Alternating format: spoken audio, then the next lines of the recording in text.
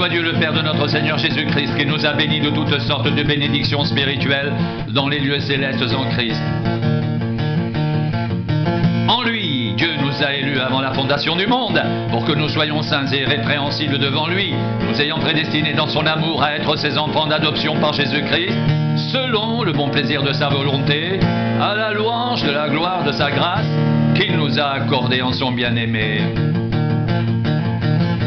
En lui, nous avons la rédemption par son sang, la rémission des péchés, selon la richesse de sa grâce, que Dieu a répandue abondamment sur nous par toute espèce de sagesse et d'intelligence, nous faisant connaître le mystère de sa volonté, selon le bienveillant dessein qu'il avait formé en lui-même, pour le mettre à exécution lorsque les temps seraient accomplis, de réunir toutes choses en Christ, celles qui sont dans les cieux et celles qui sont sur la terre. En lui, nous sommes aussi devenus héritiers, ayant été prédestinés, suivant la résolution de celui qui opère toutes choses d'après le conseil de sa volonté, afin que nous servions à la louange de sa gloire, nous qui d'avance avons espéré en Christ. En lui, vous aussi, après avoir entendu la parole de la vérité, l'évangile de votre salut, en lui, vous avez cru et vous avez été scellés du Saint-Esprit qui avait été promis, lequel est un gage de notre héritage pour la rédemption de ceux que Dieu s'est acquis à la louange de sa gloire. C'est pourquoi moi aussi, ayant entendu parler de votre foi au Seigneur Jésus et de votre charité pour tous les saints, je ne cesse de rendre grâce pour vous, faisant mention de vous dans mes prières, afin que le Dieu de notre Seigneur Jésus-Christ, le Père de gloire, vous donne un esprit de sagesse et de révélation dans sa connaissance, et qu'il illumine les yeux de votre cœur, pour que vous sachiez quelle est l'espérance qui s'attache à son appel, quelle est la richesse de la gloire de son héritage qu'il réserve aux saints, quelle est envers nous qui croyons l'infinie grandeur de sa puissance, se manifestant avec efficacité par la vertu de sa force, il l'a déployé en le ressuscitant des morts et en le faisant asseoir à sa droite dans les lieux célestes, au-dessus de toute domination, de toute autorité, de toute puissance, de toute dignité et de tout nom qui se peut nommer non seulement dans le siècle présent, mais encore dans le siècle à venir. Il a tout mis sous ses pieds et il l'a donné pour chef suprême à l'Église, qui est son corps, la plénitude de celui qui remplit tout en tous.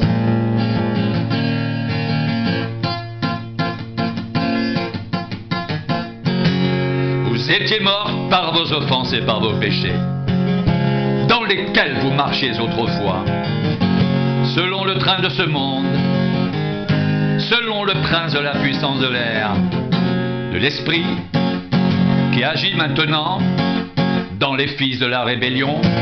Nous tous, nous étions de leur nombre, et nous vivions autrefois, selon les convoitises de notre chair, accomplissant les volontés de la chair et de nos pensées, et nous étions par nature des enfants de colère comme les autres.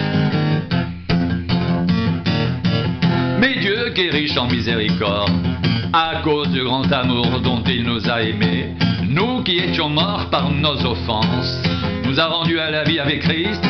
C'est par grâce que vous êtes sauvés. Il nous a ressuscités ensemble. Il nous a fait asseoir ensemble dans les lieux célestes en Jésus-Christ, afin de montrer dans les siècles à venir l'infinie richesse de sa grâce, par sa bonté envers nous, en Jésus-Christ. C'est par grâce que vous êtes sauvés, par le moyen de la foi. Cela ne vient pas de vous, c'est le don de Dieu. Ce n'est point par les œuvres, afin que personne ne se glorifie, car nous sommes son ouvrage, et ont été créés en Jésus-Christ pour de bonnes œuvres que Dieu a préparées d'avance afin que nous les pratiquions. C'est pourquoi vous, autrefois païens dans la chair, appelés incirconcis par ceux qu'on appelle circoncis, et qui le sont en la chair par la main de l'homme, souvenez-vous que vous étiez en ce temps-là sans Christ, privés du droit de cité en Israël, étrangers aux alliances de la promesse, sans espérance et sans Dieu dans le monde. Mais maintenant, en Jésus-Christ, vous qui étiez jadis éloignés, vous avez été rapprochés par le sang de Christ, car il est notre paix. Lui, qui des deux n'en a fait qu'un, et qui a renversé le mur de séparation, l'inimitié, ayant anéanti par sa chair la loi des ordonnances dans ses prescriptions, afin de créer en lui-même avec les deux un seul homme nouveau, en établissant la paix, et de les réconcilier l'un et l'autre en un seul corps avec Dieu par la croix, en détruisant par elle l'inimitié. Il est venu annoncer la paix à vous qui étiez loin, et la paix à ceux qui étaient près, car par lui, nous avons les uns et les autres accès auprès du Père dans un même esprit. Ainsi donc, vous n'êtes plus des étrangers, ni des gens du dehors, mais vous êtes concitoyens des saints gens de la maison de Dieu. Vous avez été édifiés sur le fondement des apôtres et des prophètes, Jésus-Christ lui-même étant la pierre angulaire.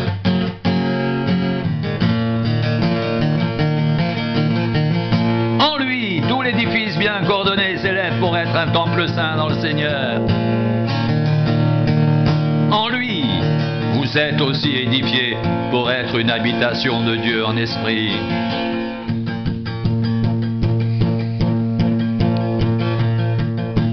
À cause de cela, moi, Paul, le prisonnier de Christ pour vous païens, si du moins vous avez appris quelle est la dispensation de la grâce de Dieu qui m'a été donnée pour vous, c'est par révélation que j'ai eu connaissance du mystère sur lequel je viens d'écrire en peu de mots. En les lisant, vous pouvez vous représenter l'intelligence que j'ai du mystère de Christ. Il n'a pas été manifesté aux fils des hommes dans les autres générations, comme il a été révélé maintenant par l'Esprit aux saints apôtres et prophètes de Christ. Ce mystère, c'est que les païens sont cohéritiers, forment un même corps et participent à la même promesse en Jésus-Christ par l'Évangile dont j'ai été fait ministre, selon le don de la grâce de Dieu qui m'a été accordée par l'efficacité de sa puissance.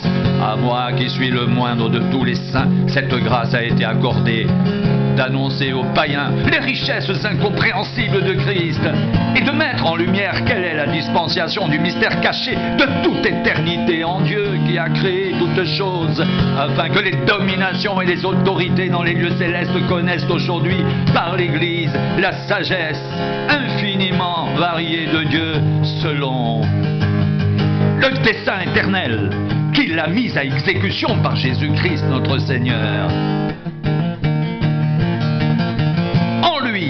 En qui nous avons, par la foi en lui, la liberté de nous approcher de Dieu avec confiance. Aussi je vous demande de ne pas perdre courage à cause de mes tribulations pour vous. Elles sont votre gloire.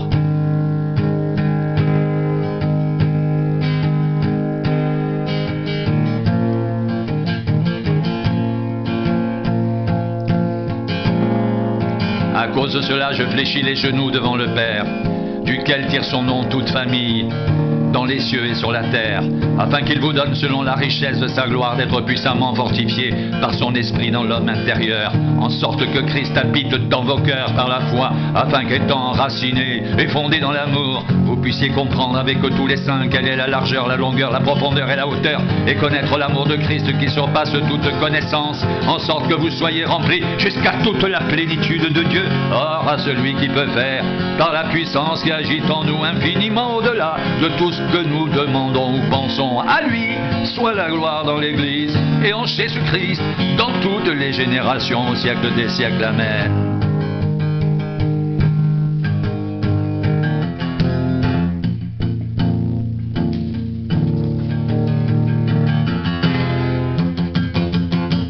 N'attristez pas le Saint-Esprit de Dieu par lequel vous avez été scellés pour le jour de la rédemption. Que toute amertume, toute animosité, toute colère, toute clameur, toute calomnie et toute espèce de méchanceté disparaissent du milieu de vous. Soyez bons les uns avec les autres, compatissants, vous pardonnant réciproquement, comme Dieu vous a pardonné en Christ. Devenez donc les imitateurs de Dieu comme des enfants bien-aimés et marchez dans la charité à l'exemple de Christ qui nous a aimés et qui s'est livré lui-même à Dieu pour nous comme une offrande et un sacrifice de bonne odeur. Que l'impudicité, qu'aucune espèce d'impureté et que la cupidité ne soit pas même nommée parmi vous, ainsi qu'il convient à des saints, qu'on n'entende ni paroles déshonnêtes, ni propos insensés, ni plaisanteries, choses qui sont contraires à la bienséance, qu'on entende plutôt des actions de grâce, car sachez-le bien, aucun impudique ou impur, ou cupide, c'est-à-dire idolâtre, n'a d'héritage dans le royaume de Christ et de Dieu.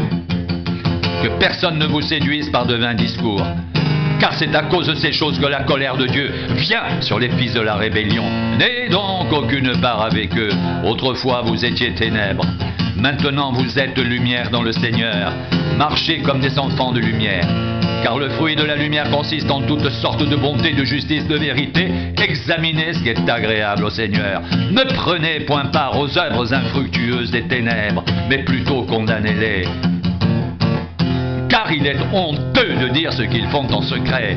Mais tout ce qui est condamné est manifesté par la lumière, car tout ce qui est manifesté est lumière.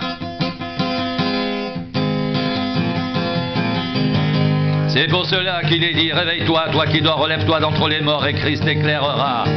Prenez donc garde de vous conduire avec circonspection, non comme des insensés, mais comme des sages. Rachetez le temps, car les jours sont mauvais. C'est pourquoi ne soyez pas inconsidérés, mais comprenez quelle est la volonté du Seigneur. Ne vous enivrez pas de vin, c'est de la débauche. Soyez au contraire remplis du Saint-Esprit. Entretenez-vous par des psaumes, par des hymnes, par des cantiques spirituels, chantant et célébrant de tout votre cœur les louanges du Seigneur.